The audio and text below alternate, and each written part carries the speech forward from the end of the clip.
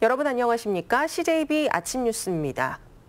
29명이 목숨을 잃은 제천 화재 참사가 일어난 지 2년이 가까워 오지만 책임과 보상 문제를 놓고 충청북도와 유족 측은 합의에 이르지 못하고 있습니다. 이시종 지사가 국회 행정안전위원회 제천 화재 참사 평가소위원회에 출석했지만 결론에 이르지는 못했습니다. 구준혜 기자입니다. 이시종 지사가 우여곡절 끝에 국회 행정안전위원회 제천 화재 참사 소위원회에 출석했습니다. 국회가 유족과의 합의를 압박하기 위해 지사 출석이라는 초강수 카드를 꺼내든 겁니다. 충청북도는 유족에게 건넬 돈의 성격, 합의문에 도지사 책임을 명시하는 문제를 놓고 유족들과 대립하고 있습니다. 행안부와는 유족 위로금 또는 보상금 분담 문제가 쟁점입니다. 이런 문제로 사고 2년이 다 되도록 합의가 지지부진하자 국회가 나선 겁니다.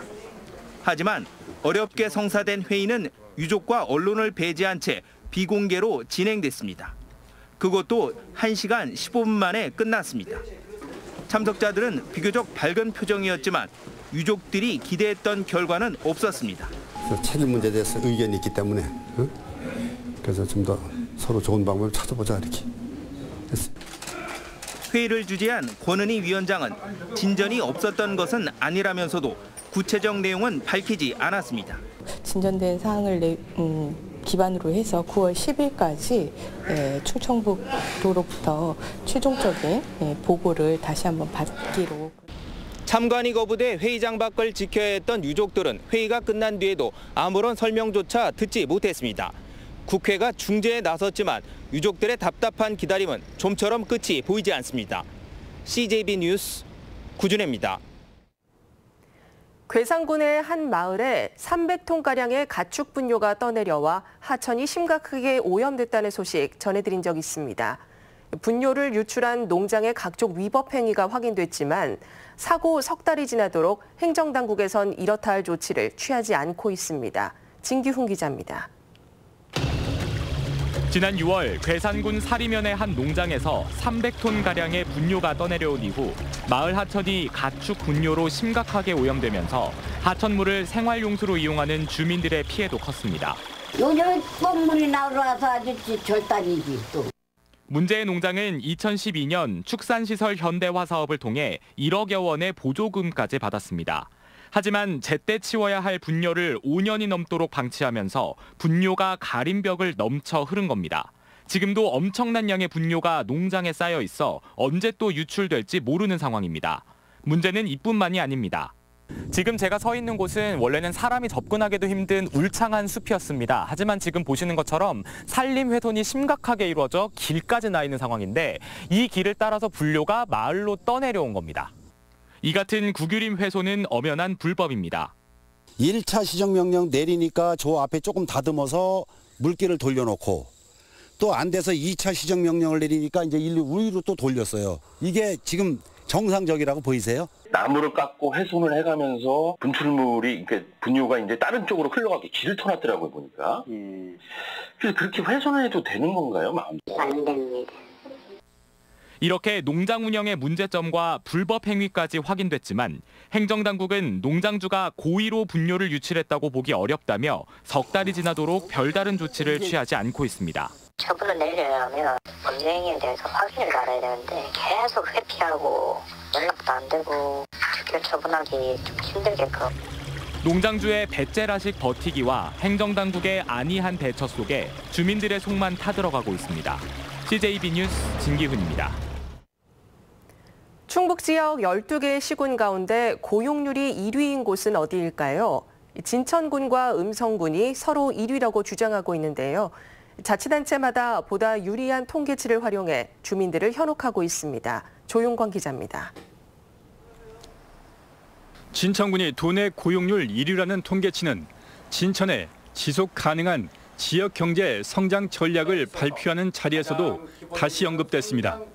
송기섭 군수는 지난달 29일에 이어 올해 상반기 도내 고용률과 경제활동 참가율 모두 진천군이 1위를 차지했다고 강조했습니다. 70.9%의 고용률을 기록하며 충북 1위, 경제활동 인구가 5만 명 이상인 전국 72개의 시군 중 1위를 기록하는 쾌거를 달성했습니다. 하지만 지난달 음성군도 도내 고용률 1위라는 보도 자료를 냈습니다. 음성군은 15세부터 64세 대상의 OECD 기준을 활용한 반면에 진천군은 15세 이상 모든 인구를 대상으로 한 세계노동기구 ILO 고용률을 인용한 겁니다. 실제로 통계청은 두 가지 기준의 통계치를 동시에 발표하고 있는데 진천과 음성군은 서로 우위에 있는 결과만을 가져다 발표했습니다. 지자체에서 보도자료를 내거나 홍보 자료를 낼 때 우리가 좀 좋은 거, 잘한 거 이런 위주로 아무래도 자랑거리를 하게 되잖아요. 허위라고 단정할 수는 없지만 한쪽 눈을 감고 유리한 통계치만을 발표하다 보니 가끔은 1등이 한 곳이 아닌 웃지 못할 상황도 벌어지고 있습니다. CJB 뉴스 조윤광입니다. 단양군의 인구가 3만 명 아래로 떨어졌습니다. 단양군은 지난달 전출 인구가 크게 증가해 주민등록상 인구는 한 달 전보다 75명 감소한 29,928명을 기록했다고 밝혔습니다. 단양군은 인구 감소로 지역 자체가 사라질 수 있는 대표적인 지방소멸 예상 지역입니다. 중학교 여교사의 제자와의 성관계 등 성비위로 곤혹을 치른 충북교육청이 근절 대책을 내놨습니다.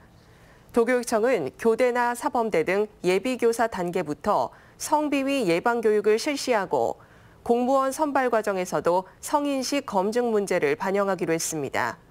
또 성희롱과 성폭력 대응 매뉴얼 책자를 보급하고 중장기적으로는 성비위 관련 법령과 징계 기준의 강화를 정부에 요청하기로 했습니다. 내년부터 가동 예정이던 청주시 제2 쓰레기 매립장은 아직까지 첫 삿도 뜨지 못하고 있습니다. 청주시는 일단 쓰레기 대란을 피하기 위해 기존 광역 매립장을 2년 더 사용하기로 했습니다. 이태형 기자입니다. 지난 2016년 청주시는 제2 쓰레기 매립장 부지로 오창읍 후기리를 확정했습니다. 2019년 준공을 목표로 했지만 매립장 형태를 둘러싼 주민 갈등이 이어졌고 시의회마저 예산을 삭감하며 아직도 설계 단계에 머물러 있습니다. 이런 가운데 청주시는 올해까지였던 광역 매립장의 사용 기한을 2년 더 연장했습니다. 광역 매립장 기간 연장을 통해서 우리 청주에서 배출되는 이 폐기물, 쓰레기 이것을 그쪽에 위생적인 매립을 할 수 있도록 그렇게 하겠습니다. 당장의 쓰레기 대란은 피할 수 있게 된 셈입니다. 하지만 광역 매립장의 용량을 감안한다면 사실상 이번이 마지막 연장입니다. 청주시는 올해 안으로 설계를 마무리한 뒤 내년 초 착공에 들어가 2022년 2월까지는 제2 매립장을 완공하겠다는 구상입니다. 그리고 완공 이전에도 부분 준공을 통해 쓰레기 처리에는 차질이 없도록 하겠다는 입장입니다. 쓰레기를 매립할 수 있는 매립장 부분에 대해서 한 1년에서 1년 반 정도는 다 마무리되지 않을까 추정을 하기 때문에 제자리 걸음을 걸어온 제2 매립장 조성. 지금까지 과정을 되짚어본다면 2년이란 시간이 그리 넉넉지만은 않아 보입니다. CJB 뉴스 이태현입니다. 충북 혁신도시에도 세무서가 설치됩니다. 정부기관 가운데 신설이 가장 어렵다는 세무행정기관이 혁신도시 성숙에 미랄이 되면 좋겠습니다. 신규식 기자가 보도합니다. 진천 덕산과 음성 맹동에 걸쳐 있는 충북 혁신도시. 지지부진한 도시 성숙에도 불구하고 지난 3년 납세자는 100% 넘게 증가했습니다. 하지만 세무행정기관의 설치는 번번이 해를 넘겼습니다. 금왕이라고 여기서 한 20분 정도 가면 그 출장 나오는 세무서가 있는데 거기서 화요일, 목요일 이런 식으로 나와요. 매일매일 나오는 게 아니고. 여기에다 기형적인 관할은 계속됐습니다. 6교의 중앙을 기준으로 왼쪽은 진천군 덕산면, 오른쪽은 음성군 맹동면입니다. 그동안 진천군 덕산면은 청주세무서에서, 음성군 맹동면은 충주세무서에서 세무 업무를 처리했습니다. 혁신도시뿐만 아니라 금왕과 대소삼성에 집중된 사업체가 1,500여 개, 세금 수입만 수천억 원에 달합니다. 이런 가운데 최근 혁신도시 세무지서 신설안이 국무회의를 통과했습니다. 금년에 예산에 이제 그 편성이 돼야 돼요. 그 이제 정기국회 때 그 부분을 마무리를 하면은 이제 내년부터는 우리가 지서 설립이랑 구체적인 뭐 착공이라든지 이런 같은 절차로 가는 거죠. 혁신도시 세무관할도 충주세무서로 통합했습니다. 이제 남은 과제는 올가을 예산국회에서 차질 없이 사업비를 확보하는 겁니다. CJB 뉴스 신규식입니다. 충주시 의회는 전체 회의를 열어 충주 국립박물관 건립 촉구 결의안을 채택했습니다.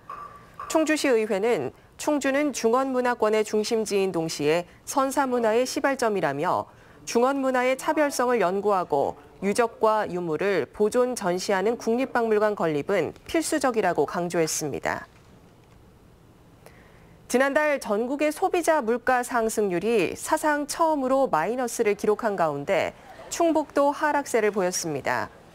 충청지방통계청 조사 결과 8월 충북 지역 소비자 물가 지수는 104.45로 지난해 8월보다 0.1% 하락했습니다.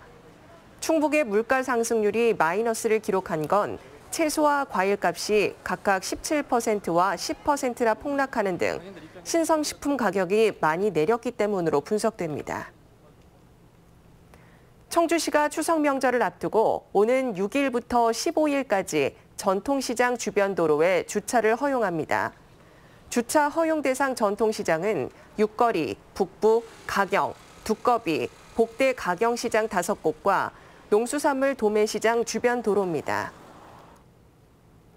2019 바이오 페스티벌이 청주 오송 CNV 센터에서 막이 올랐습니다. 이번 행사는 바이오 인재 양성과 산업 육성을 위해 바이오 엑설런스와 바이오 심포지엄, 취업 창업 콘서트, 국제 바이오 의과학 실험 경연대회 등이 마련됐습니다. 청주시 서원구청이 직원 120명이 참석한 가운데 도전 청렴 골든벨 퀴즈 대회를 열었습니다. 이번 행사는 TV 퀴즈 프로그램 형식을 빌려 청탁금지법, 공무원 행동강령 등 공직자가 지켜야 할 청렴 의무를 환기시키기 위해 마련됐으며 유석이 주민복지과장과 김정혜 주무관이 우승을 차지했습니다. 다음은 오늘 도내에서 열리는 행사를 안내해드립니다. 충주에서는 국제무예 연무대회가 오후 6시 세계무술공원 메인 무대에서 열립니다. 영동에서는 자살 예방의 날 캠페인이 오전 9시 3.1공원 일원에서 열립니다. 음성에서는 치매 안심센터 개소식이 오후 2시 음성보건소에서 있습니다. 끝으로 날씨입니다. 충북지방 오늘 흐리고 비가 내리겠습니다. 비는 모레 새벽까지 80에서 150mm가량의 많은 양이 내릴 것으로 예상됩니다. 낮 최고 기온은 청주 27도, 충주 26도 등 24도에서 28도로 어제보다 높겠습니다. 오늘 밤부터 내일 오전 사이 돌풍과 천둥 번개를 동반한 시간당 30mm 이상의 강한 비가 내리겠습니다. 피해 없도록 각별히 유의하시기 바랍니다. 이상으로 CJB 아침 뉴스를 마칩니다. 고맙습니다.